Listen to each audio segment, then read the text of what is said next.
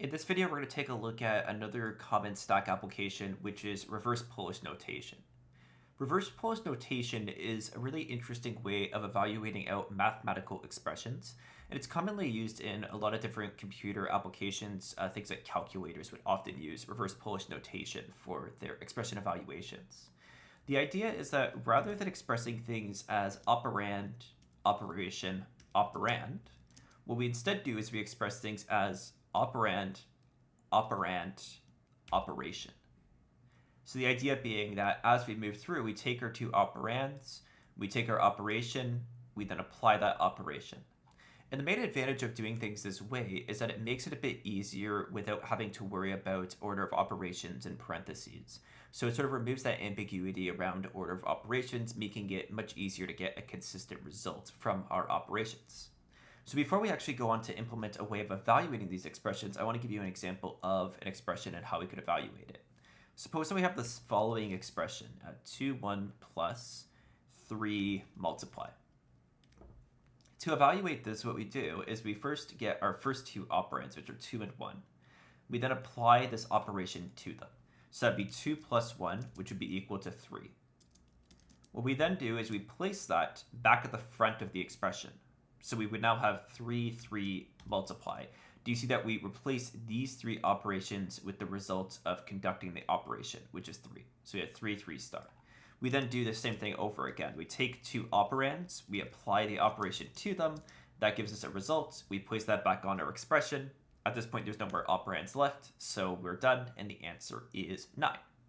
This would be the equivalent of evaluating out the expression 2 plus 1 times 3, but we would have to put brackets around this in order to remove the ambiguity for order of operations.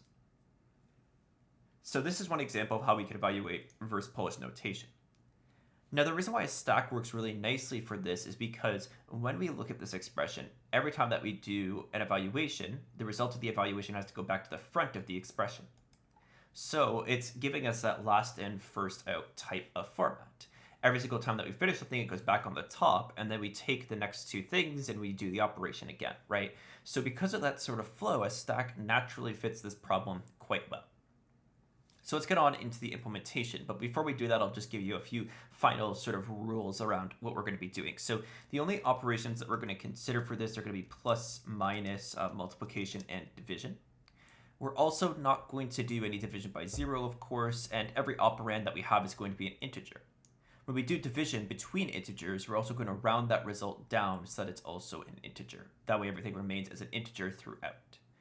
Finally, I'm going to say that the input will always be valid. You'll always get some sort of valid input in as a result, so you don't have to worry about any sort of error checking here. We just want to focus on the main concept for this particular example.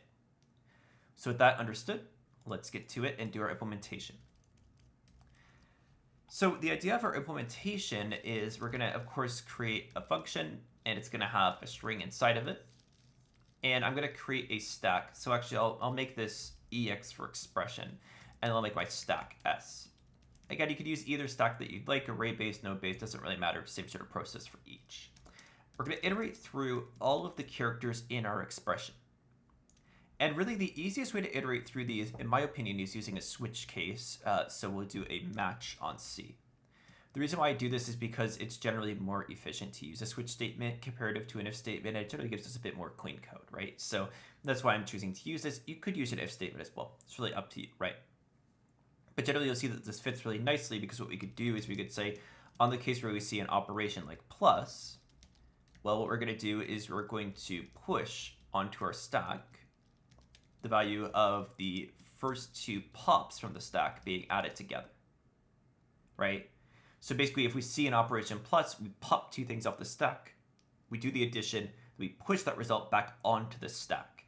So if we're really visualizing this with the example that we had, right, 2, 1 plus 3 multiply, on that first one there where we see this addition sign, what would have happened is these two values would already be on the stack. So we pop them off, we add them together, then we place that result back onto the stack so that it becomes the front again, right? So you see generally how that's working and how that's translating back to that expression, right? And we do the same thing with both of our expressions, right? So if we have subtraction, basically we're going to do the same sort of idea. However, we have to be a bit more careful about, the ordering of the actual operations themselves.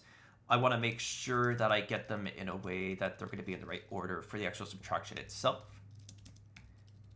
So I'm going to pop them off as the second being the first thing we pop off, and then the first being the second thing we pop off. So it's a bit backwards from what we would expect. But the main reason for doing that is just to make sure that we preserve the order of the actual subtraction itself, so that we don't end up with a negative when we should have ended up with a positive, right?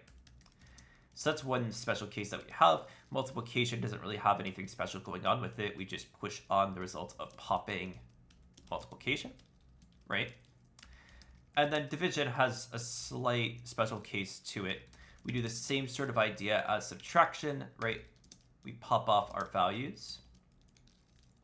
And then what we do is we push on the result of converting this division into an integer. Like I said, the result of division is going to be an integer in every case here, so we round it to an integer for this.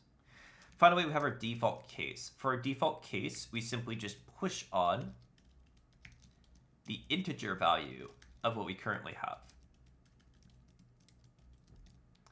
So basically, as we're going through this, when we're taking a look at this from the string perspective, what would happen is first 2 would be placed onto the stack, and then 1 would be placed onto the stack. We then see the plus operation. So when we do that, we pop off 2 and 1 and add them together, and then 3 gets pushed onto the stack. We then continue on, 3 gets pushed onto the stack. We see the multiply, we pop these both off, 9 gets pushed onto the stack. No more operations exist. We've iterated through the whole string. 9 is our answer. So when we take a look at this, all we really have to do is return s.pop as a result, and we're done. Let me show you that this actually does work. I'll do a print on eval rpn. And generally, we could do this in really any sort of way that we would like. I think the way that I've seen it most often is that people will do like an array of each operation and operand like this. With Python, it's nice because strings are just arrays of characters anyway, so you could just write this out as a string. I've just seen this most commonly, so I'm going to copy it just that way, if you see it somewhere, you aren't surprised when you see that sort of notation.